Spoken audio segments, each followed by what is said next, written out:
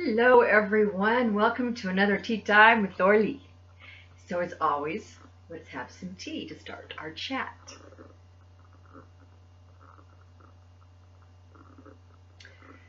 So I wanted to address something today that I'm hearing from and seeing comments about some of the concerns and experiences of people. There have been recently a lot of natural disasters. There's all kinds of political mayhem and drama and corruption beyond belief going on. A lot of chaos. And from what I'm observing and hearing from people, then it's causing a lot of questionings, a lot of concern, a lot of uncertainty. So I wanted to talk about that a little bit today. I have been aware since childhood that things would be very challenging. There'd be a lot of upheaval and change in my life. And as I learned and chose to study more about all of what was involved with that, then I came to understand quite a bit of perspectives about what's actually going on with the planet right now, and why there's so much chaos and upheaval and change. There are natural cycles of time that are cycles within cycles within cycles. For example, we have the 4 seasons of the year, like spring, summer, winter, fall. We also have the 24-hour day. We have the 60-minute hour. Those are very minuscule cycles of time, but when you expand it out into much larger cycles of time of the evolution of the planet, we get a much different picture. So a lot of you have remembered a lot of the type about the 2012, the end of an age, end of a cycle. That was about just preparing us to understand there is a closure of one of those large cycles of time, of evolutionary time that the planet is going through. And 2012 served as kind of like a wake-up call. So with the current ending of the current cycle of time, it has to do with the big picture of life overall on this planet and the progression of it.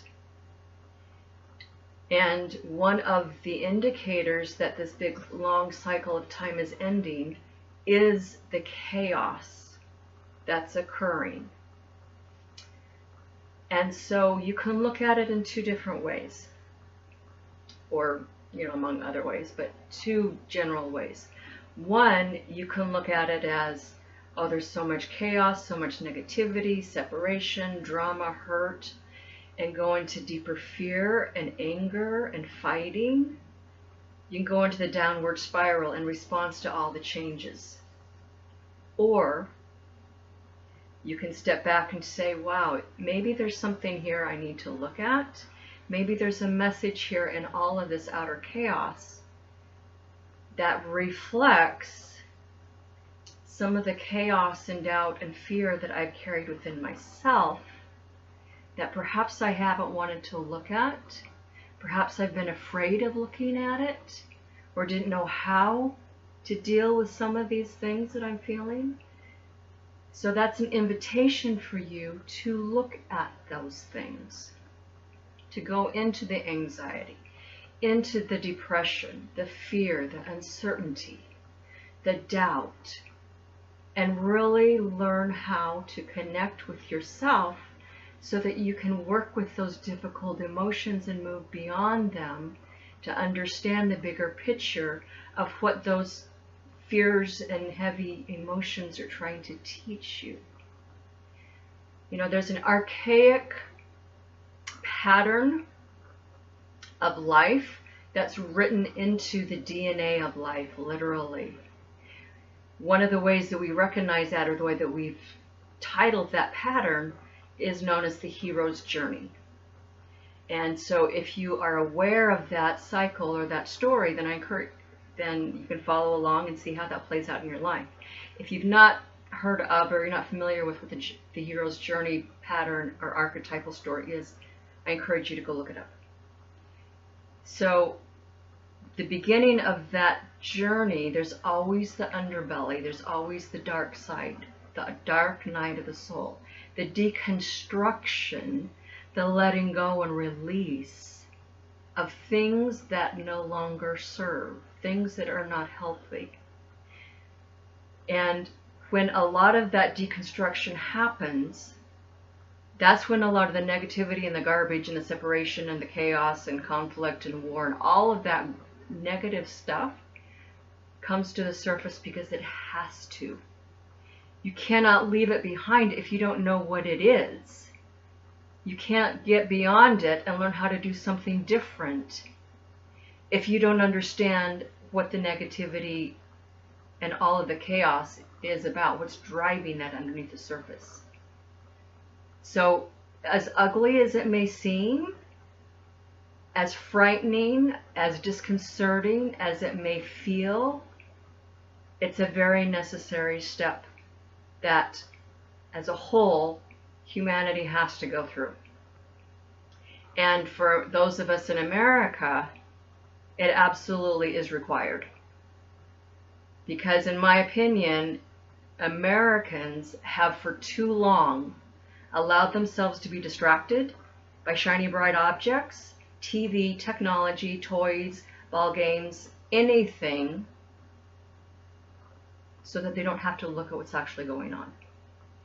And there is a day of reckoning, and so here, those of us here in America are going to have to look at things, and it's going to be really uncomfortable.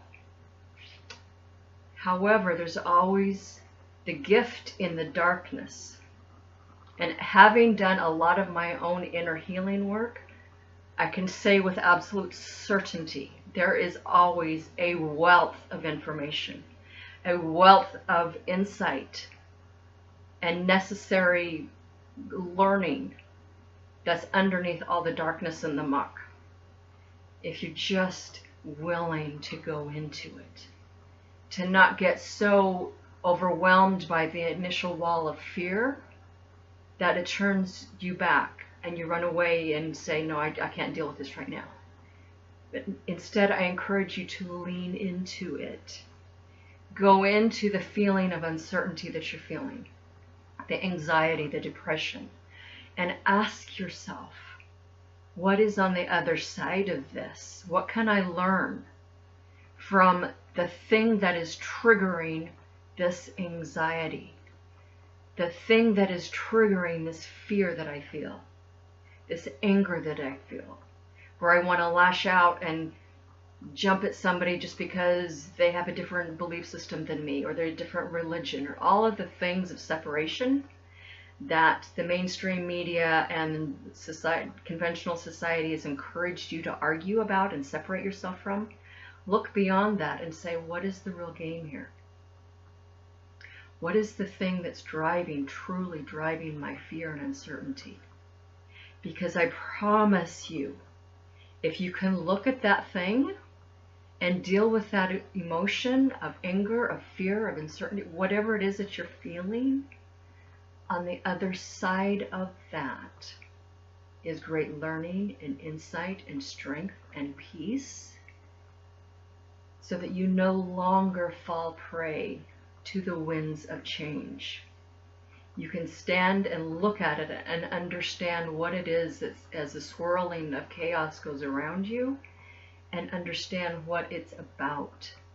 Recognizing that it's an end of an era, it's an end of an age of dysfunction, of control, of tyranny, of treating people so horrifically that we've lost touch with our own humanity and the value of life. An end of an age where we stop raping the earth and each other. And in order to do that, we have to learn about what has driven us to commit such acts of atrocity, and learn from it and move beyond. So just understand there's a larger thing going on. It's an end of an age, an end of a time of cycle of time. So my question to you is, what is the biggest emotion that comes up for you right now? Is it depression, uncertainty, anger? What is it? What are you feeling that's dictating a lot of your mental and emotional states on a day-to-day basis? What's your overall feeling state? And what can you do about shifting that and neutralizing it? So I would love to hear from you and know what that thing is. What is that emotion for you? Leave a comment below and let me know what that is. And if you have tools to help you get through it. If you don't, I can offer suggestions and I'd be very happy to do so. However, I can't if I don't know what your thing is. So leave me a comment, let me know how you're feeling and what stands out for you, what you see in this time of change and chaos, what that means for you. All right? So enjoy your day, stay positive, and let me hear from you. Okay, talk to you soon.